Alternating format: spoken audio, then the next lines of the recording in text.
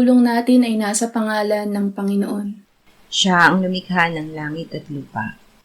Ating ipahayag ang ating mga kasalanan sa Diyos. Ang ating Diyos ay Diyos na mahabagin at mapagpatawad.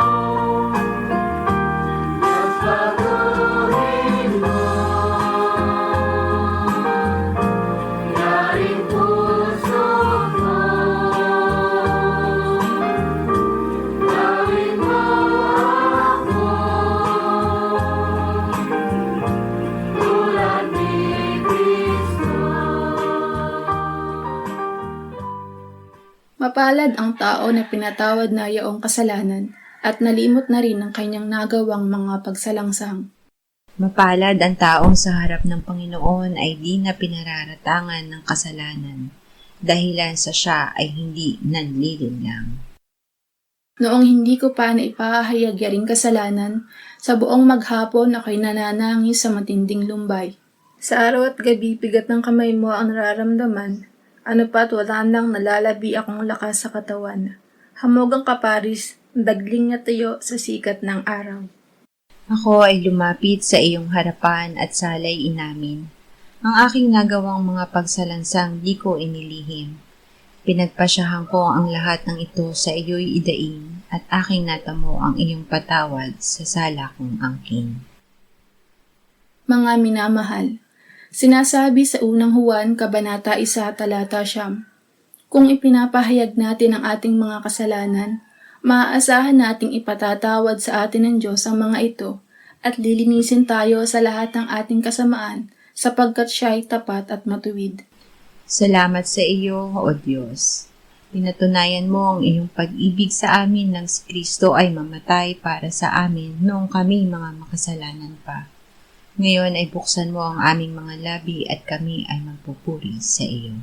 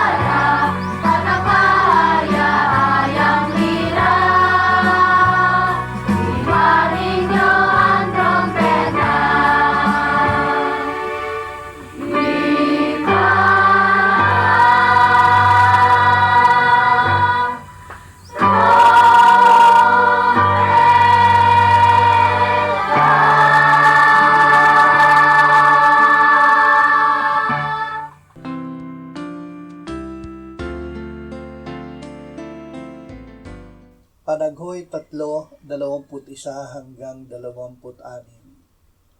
Ito'y naaalala ko, kaya't mayroon akong pag-asa.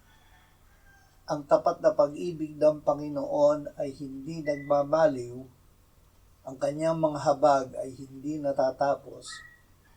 Sariwa ang mga iyon tuwing umaga, dakila ang iyong katapatan. Ang Panginoon ay aking bahagi, sabi ng aking kaluluwa. Kaya't ako'y aasa sa Kanya. Ang Panginoon ay mabuti sa kanila na naghihintay sa Kanya, sa kaluluwa na humahanap sa Kanya. Mabuti nga na ang tao ay tahimik na maghintay para sa pagliligtas ng Panginoon. Mayroong pag-asa. Ibig ng Diyos na tayo ay magkaroon ng pag-asa, pananampalataya at pag-ibig sa Kanya. Ibinigay ng Diyos ang Kanyang salita upang sa pamamagitan ng pagtitiis at sa pagpapasigla ng mga kasulatan ay magkaroon tayo ng pag-asa. Ang pananampalataya ay ang katiyakan sa mga bagay na inaasahan, ang paninindigan sa mga bagay na hindi nakikita. Kay Kristo Jesus, ang may kabuluhan ay ang pananampalataya na gumagawa sa pamamagitan ng pag-ibig. Nanaghoy si Jeremias dahil inusig siya ng mga hinatiran niya ng salita ng Diyos. Ngunit hindi siya nawala ng pag-asa. Nanalig siya sa tapat na pag-ibig ng Diyos, kaya't nakapagpatuloy siya sa pagsunod sa Diyos. Awit 38 hanggang 12. Ako'y dumaing sa iyo, O Panginoon, at sa Panginoon ay nanawagan ako. Anong pakinabang mayroon sa aking dugo kung ako'y bumaba sa hukay? Pupurihin ka ba ng alabok? Isasaysay ba nito ang iyong katapatan?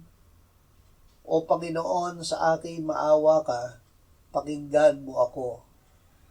Panginoon, naway tulungan mo ako. Iyong ginawang sayaw para sa akin ang pagtangis ko. Hinubad mo ang aking damit sako at binigkisan mo ako ng kagalakan upang luwalhatiin ka ng aking kaluluwa at huwag manahimik. O Panginoon kong Diyos, ako'y magpapasalamat sa iyo magpakailanman.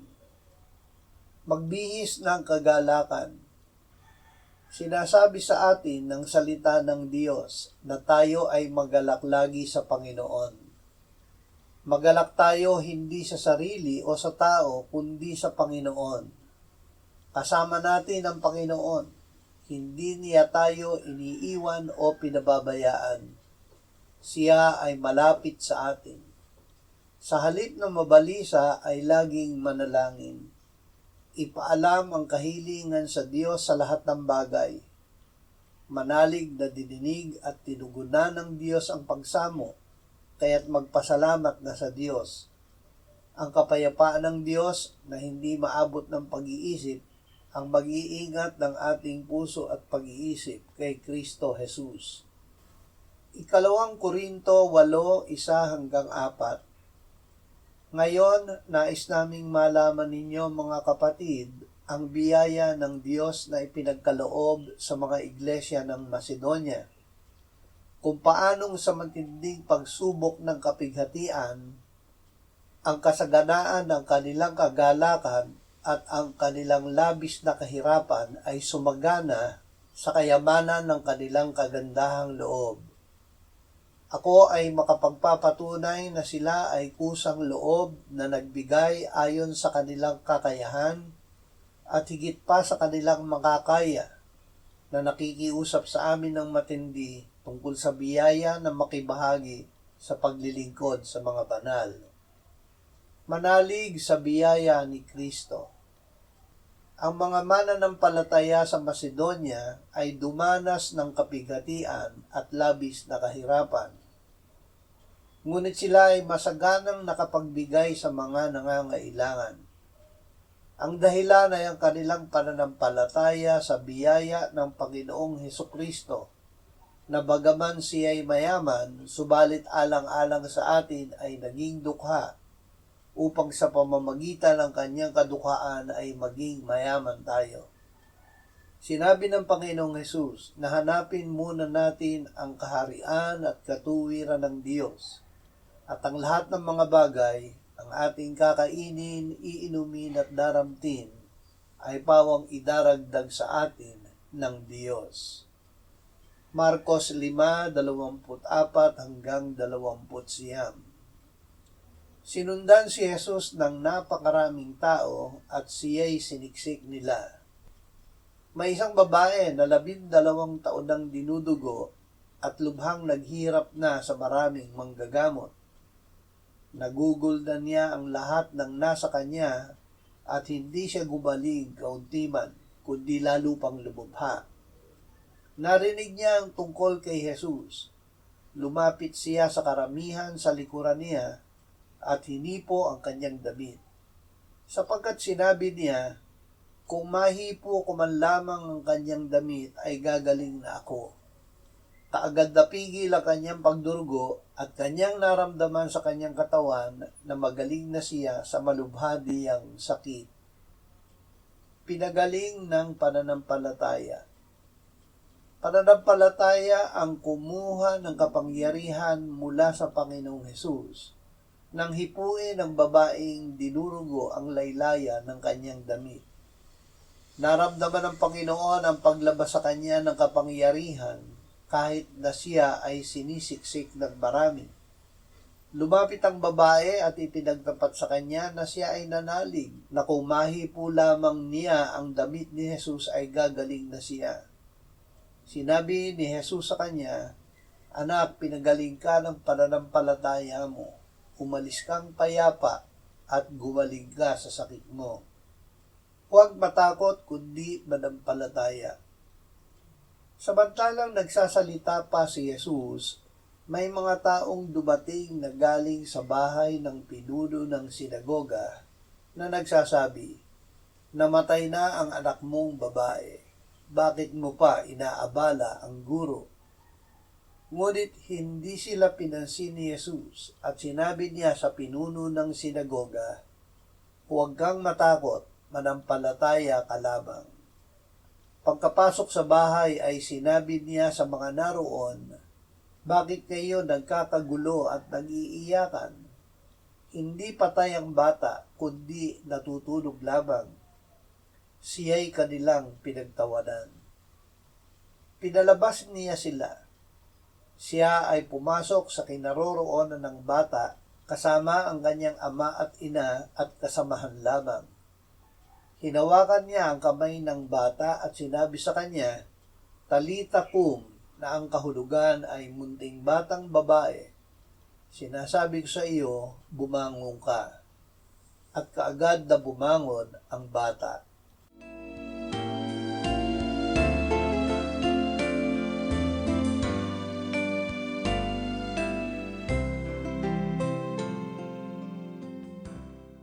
Manalangin tayo.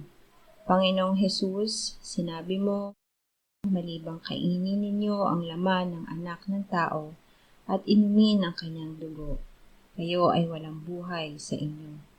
Ang sino mang kumakain ng aking laman at umiinom ng aking dugo ay may buhay na walang hanggan, at akin siyang muling bubuhayin sa huling araw, sapagkat ang aking laman ay tunay na pagkain, at ang aking dugo ay tunay na inumin. Siya na kumakain ng aking laman at umiinom ng aking dugo ay nananahan sa akin at ako sa kanya. Kung paanong buhay ang Ama na nagsugo sa akin at ako ay nabubuhay sa pamamagitan ng Ama, gayon din siya na kumakain sa akin. Siya man ay mabubuhay sa pamamagitan ko.